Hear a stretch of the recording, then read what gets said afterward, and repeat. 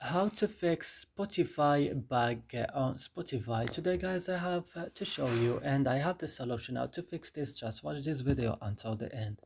So let's start. So first you have to go and open settings of your phone, then you have to go directly to apps or application, and then you have to go directly to Spotify. When you found Spotify guys, just open it like this and go directly to storage. On storage, go to clear data, click OK, and go back. And click on force stop, click OK, and now you have to go to Play Store and update your Spotify again.